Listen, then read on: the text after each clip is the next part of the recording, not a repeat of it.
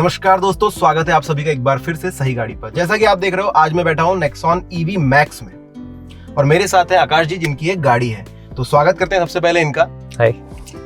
तो आकाश जी, हमेशा की तरह पहला सवाल, EV मैक्स नेक्सॉन ही क्यों? क्योंकि जो प्राइस वैल्यू आता है कार का, उसमें ये बेस्ट कार है। कि जो प्राइसिंग है अभी 21 लाख रुपीज में, उसमें जो EV आता है टाटा का टिगोर भी है, पर जो SUV सेगमेंट है उसमें सिर्फ नेक्सॉन ही अवेलेबल है। क्योंकि जो MG का ZSUV आता है वो थोड़ा सा प्राइस हाई आता है। नेक्स्ट आता है कोना तो ओवर प्राइस जाता है, तो इसके वजह से वैल्यू फॉर मनी और टाटा इंडियन है, सो इंडियन मेक के हिसाब से सबसे बेस्ट कार मुझे यही लगी। ओके, फीचर वाइज थोड़ी सी कम नहीं लगी आपको? ये थोड़ा कम है फीचर वाइज। सो जो मैंने MG भी चलाई है, जो उसका डैशबोर्ड है, फीचर्स है, वो डेफिनेटली इससे ज्यादा है। पर जो बिल्ड क्वालिटी है टाटा का, इंडिया सेफेस्ट कार है नेक्सॉन, इसकी वजह से फैमिली भी ने कहा कि सेफ्टी चाहिए तो टाटा ही ले लो। ओके, और जो मेन इशू होता है टाटा से कि भाई वाइब्रेशन ज्यादा आएंगे इंजन से, वो तो इसमें नहीं है ही नहीं। इंजन है ही नहीं तो कुछ इशू आता ही नहीं है। ओके, अब मुद्दे की बात पर आते हैं भैया कि नेक्सॉन EV के बारे में हमने बहुत चर्चा कर ली कि इतनी रेंज है उतनी रेंज है। EV मैक्स जो कि कंपनी ने 437 कुछ किलोमीटर बताई है, 450 बताई है, आपको कितनी मिल रही है? मुझे अभी देखो करंटली मेरा 97% चार्ज है। उसमें सिटी मोड में मुझे 321 मिल जाता है। ओके, जब मैं इको में शिफ्ट कर देता हूँ इकोनॉमी ड्राइव मुझे 341 मिल जाता है विदाउट AC। विद AC करोगे तो अराउंड 300 आराम से देता है। ओके, सो आपका कहना ये है कि कंपनी ने जितना बोला है वो तो कंपनीज बोलती हैं, बट आपको 320 341 अगर आप इको पे चल रहे हो तो मिल जाती है। क्योंकि कैसा रहता है कॉन्सेप्ट, एक्चुअल रेंज और ट्रू रेंज में फर्क रहता है ना। एक्चुअल रेंज कंपनी बोल रही है 450 पर उतना देता नहीं है, क्योंकि जो कंजम्पशन होता है पूरा बैटरी से ही होता है। सो AC है, उसके बाद में हेडलाइट्स के लिए सेपरेट ऑक्सिलरी बैटरी दिया है, पर वो भी पावर मेन बैटरी से ही लेता है। सो वो सब हिसाब लगा के अराउंड 50-60 किलोमीटर का आराम से डिफरेंस पड़ जाता है। अच्छा, तो ये बात कि इसका पावर परफॉर्मेंस कैसा है? लोग बोलते हैं कि इको मोड, जैसे पेट्रोल गाड़ी है, इको मोड मतलब एकदम थक के चल रही है गाड़ी। नहीं, इतना थक के नहीं चलती। अच्छा, इको मोड भी पावरफुल है, ओवरटेक के लिए भी अच्छा है। अच्छा, इको मोड में भी कर सकते हैं आराम से। और स्पोर्ट्स मोड तो रॉकेट है। स्पोर्ट्स मोड में डर लगता है बेसिकली। अच्छा, क्योंकि जो टॉर्क है वो 250 देता है बाइक कार। तो 250 अलग सेगमेंट में भी 250 मिलता है, पर इंजन की वजह से इतना वो पंच जनरेट नहीं होता है। इसमें इंजन नहीं है, सो वो ज्यादा पंच जनरेट करती है। ओके, अच्छा ये पूछूंगा कि EV मैक्स और EV प्राइम दोनों आपने चलाई होगी? नहीं, मैं सिर्फ मैक्स चला है। प्राइम में सिर्फ डिफरेंस इतना ही है, फीचर्स और रेंज उतना ही है, बाकी कुछ नहीं है।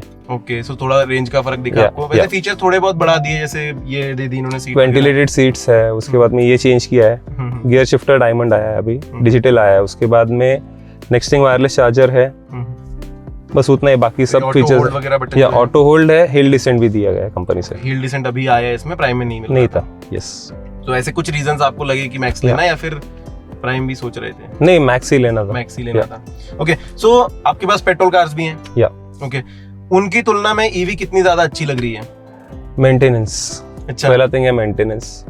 नेक्स्ट थिंग है जो फ्यूल पे खर्चा आता है वो इसमें ना के बराबर है। क्योंकि एक फुल चार्ज में अराउंड कॉस्टिंग 400 to 500 आता है एक पूरा चार्ज में।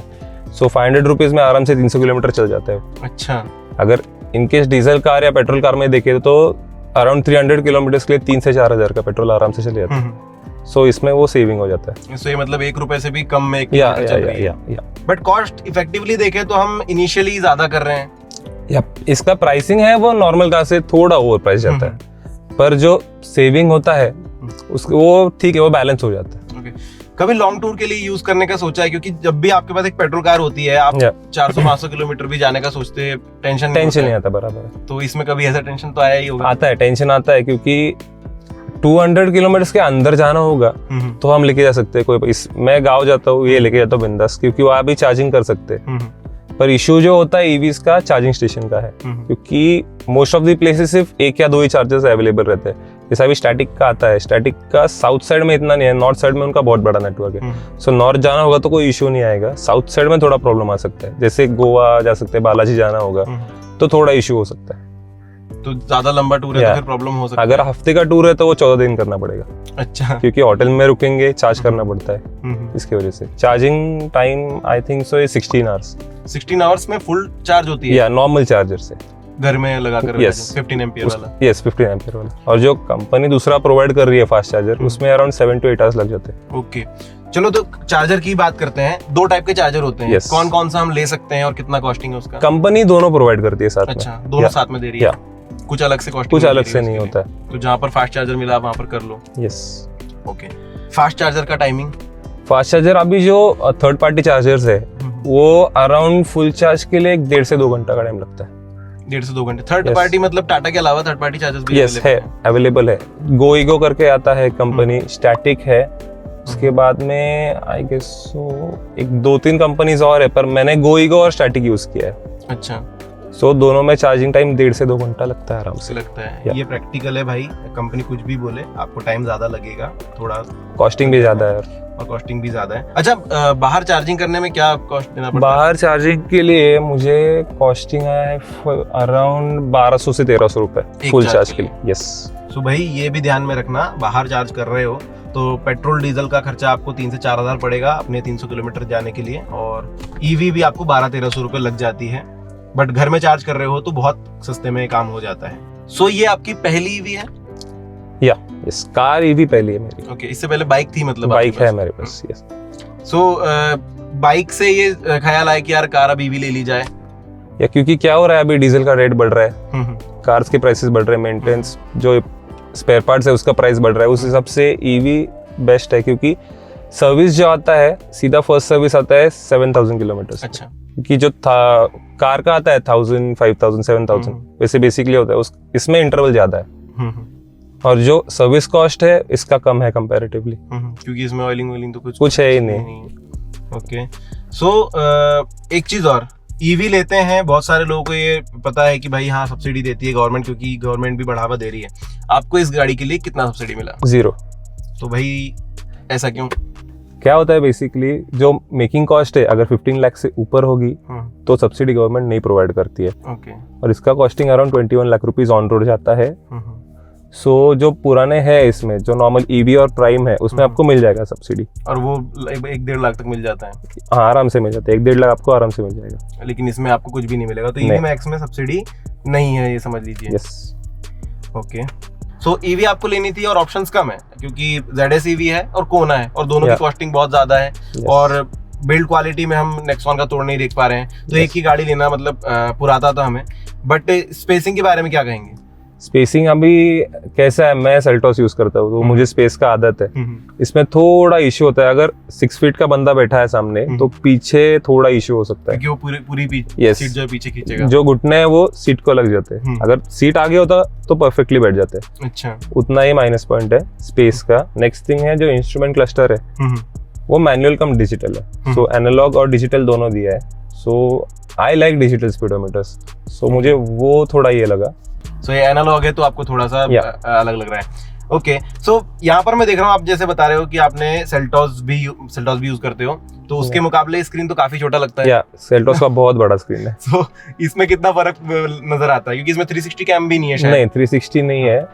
सो 360 नहीं आता है। इसका थोड़ा जो इंस्ट्रूमेंट है थोड़ा लैगी है, क्योंकि नोटिफिकेशन जो आते हैं पहला मैसेज बजता है, फिर बाद में डिस्प्ले में अच्छा ये होता है, इंडिकेट करता है। सो वो थोड़ा लैगी है। म्यूजिक चेंज करते हो तो पहले यहाँ से चेंज होता है, बाद में नाम चेंज हो जाता है। अच्छा, सो सिस्टम थोड़ा लैगी है, ये अपडेट में शायद से हो सकता है। कह सकते हैं स्क्रीन थोड़ा सा लेट रिस्पांस देता है अपने तरफ से। अच्छा, मैं यहाँ पर देख रहा हूँ AQI 6 लिखा हुआ है, मतलब कि ये एयर क्वालिटी इंडेक्स भी है। तो वो भी, उसके लिए भी आपको कुछ बताया उन्होंने कि कब चेंज करना है, कुछ करना नहीं है? ऐसा कुछ नहीं है, बस अभी वहाँ पे वार्निंग आ जाता है। ओके, एक और चीज मैं पूछूंगा आपको, इसके अंदर वो आयरा भी दिया होगा इन्होंने? हाँ दिया है। यस। सो आयरा के लिए क्या इन्होंने बताया आपको कि कितने पैसे चार्ज करने वाले हैं, 1 साल 2 साल? नहीं, कुछ नहीं ऐसा नहीं बताया अभी? ओके, या ऐसा भी नहीं बताया कि आपको लाइफ टाइम फ्री है? नहीं, बताया नहीं आयरा के बारे में। ओके, सिर्फ आपको फीचर्स बता दिए, एक्सप्लेन कर दिए। यस। ओके, सो भाई टाटा ये काम थोड़ा कर लिया करो यार गाड़ी बेचते समय, कि आयरा का कितना सब्सक्रिप्शन है वो बता दो कस्टमर्स को। अच्छा, कॉस्टिंग के अलावा आपने ZS ईवी चलाई, आपने कोना चलाई, तो क्या चीजें इसमें ज्यादा अच्छी लगी आपको? एक तो बिल्ड क्वालिटी आपने बताई। यस, बिल्ड क्वालिटी है। क्या चीजें आपको थोड़ी ज्यादा भाई? इंडियन मैन्युफैक्चरर है पहली चीज। अच्छा, टाटा है। सो टाटा नेक्स्ट लेवल आता है in terms of build quality, और जो पार्ट्स अवेलेबिलिटी है, सर्विस नेटवर्क है वो टाटा का ज्यादा है। अच्छा, सो अभी जो MG है, बीच में इंसिडेंट हुए थे जो हेक्टर बर्निंग का हुआ था, इसके वजह से घर वाले बोल रहे थे MG नहीं लेना क्योंकि ये बैटरी है तो थोड़ा इशू हो सकता है।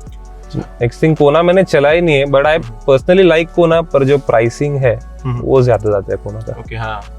सो इसके वजह से थोड़ा बजट टाइट था, इसकी वजह से मैंने या अच्छा, सर्विस की बात करी आपने, तो देखो जिन लोगों के पास टाटा पेट्रोल डीजल कार है उनको पता है कि सर्विसिंग कैसी है। फिर भी मैं आपसे पूछूंगा, ईवी के लिए कितनी अच्छी सर्विस प्रोवाइड कर रहे हैं ये लोग? अभी तो बेसिकली सर्विस नहीं आई है मेरी, सो अभी मेरा कार चला है 1500 किलोमीटर, सो जो अभी सर्विसिंग आएगा वो अराउंड 5 to 6,000 किलोमीटर के बाद आएगा। सो अभी कुछ तो बता नहीं सकते सर्विस के बारे में। कभी भी उनसे कांटेक्ट थोड़ा बहुत हुआ किसी भी छोटी मोटी चीज के लिए कि भाई अपडेट करना है, ये वो चीजें? नहीं, ऑटोमेटिकली हो जाता है, OT अपडेट्स हैं तो उसमें भी कोई टेंशन है नहीं। ओके, अभी हम स्पेस की बात कर रहे थे कि 6 फीट का बंदा बैठेगा तो पीछे थोड़ा सा कंजेस्टेड होगा, लेकिन जैसे आप बैठे हो अभी, फैमिली वाले भी पीछे बैठते होंगे, उनको कितनी ज्यादा पसंद आ रही है गाड़ी? नहीं, उनको पसंद आ रही है क्योंकि जो मेरे फैमिली में मेरी हाइट ज्यादा है, सो मॉम एंड डैड का हाइट मेरे से थोड़ा कम है, so they are comfortable in the car. उनको कोई इशू नहीं है। कभी 3 लोग बैठेंगे तो थोड़ा इशू जरूर हो जाएगा। नहीं, हाँ, 3 लोग बैठेंगे तो थोड़ा प्रॉब्लम हो सकती है क्योंकि जो पीछे है ये थोड़ा ऊपर आता है, ये जो हम पे वो ऊपर है और बाकी 2 सीट्स बकेट है, सो बीच वाले को प्रॉब्लम हो सकती है, बीच वाले को। सो 4 लोग के लिए बेस्ट है। ओके, सो आकाश जी अब ये बताओ, आपने स्क्रीन की बात कर ली, आपको 360 कैम नहीं मिला तो थोड़ा बहुत परेशानी होती होगी? या थोड़ा बहुत होता है परेशानी, जब भी मतलब रिवर्स ट्रैफिक में इशू होता है। लेकिन टाटा ने अपने तरफ से म्यूजिक सिस्टम जो है बहुत अच्छा दिया, हारमन गार्डन के स्पीकर्स वगैरह दिए हैं, वो कितने ज्यादा इफेक्टिव, कितने ज्यादा अच्छे लग रहे हैं? गाड़ी के साइज के हिसाब से हारमन गार्डन के स्पीकर्स आर द बेस्ट, क्योंकि जो बाकी मैंने बहुत सुना है, सो उसके मुकाबले में इसमें यूज किया है एंट्री लेवल के हारमन स्पीकर्स है जो अराउंड आते हैं 30 वॉट के स्पीकर्स, सो ये इतने पावरफुल नहीं है क्योंकि प्लस ये इलेक्ट्रिक है, सो बड़े स्पीकर देखे कोई यूज नहीं है, सो जो दिया है कंपनी ने वो बेस्ट है। ओके, तो आप अगर कंपेयर करोगे सेल्टॉस में जो बोस लगे हुए हैं और यहाँ पर जो हारमन गार्डन लगे, दोनों में से बेटर कौन सा है? बेटर बोस लगता है मुझे, बेटर बोस लगता है, बट फिर भी इसमें एंट्री लेवल है तो आप कंफर्टेबल हो या अच्छा संतुष्ट हो? सो अगर किसी हमारे व्यूअर को ये गाड़ी खरीदनी है तो उनको आप क्या सलाह देना चाहोगे, फिलहाल आपने जितनी चलाई उसके हिसाब से? एज पर माई थिंकिंग जो मुझे लगता है गाड़ी बेस्ट है, अगर आपका बजट 20 या 22 लाख के इसमें है तो this is the best car you can buy. अगर सिडान लेनी है तो टिगोर है ही आपके पास ईवी, अगर एसयूवी में लेना है, कॉम्पैक्ट एसयूवी में, तो दिस इज द बेस्ट। अगर बजट का कोई इशू नहीं होगा सो कोना इज द बेस्ट। कोना आपको सबसे बढ़िया कोना क्योंकि इंटीरियर क्वालिटी वगैरह जो है वो बेस्ट है, पर थोड़ा बजट इश्यूज की वजह से we decided to buy this. Okay, तो यहाँ पर जो है पोल खुल जाती है। तो दोस्तों ये थे आकाश जी जिन्होंने अपना बहुमूल्य समय हमें दिया और बताया गाड़ी के बारे में सब कुछ। आपको गाड़ी कैसी लगी वो आप जरूर कमेंट सेक्शन में बताएगा। मैं मिलूंगा नेक्स्ट वीडियो में।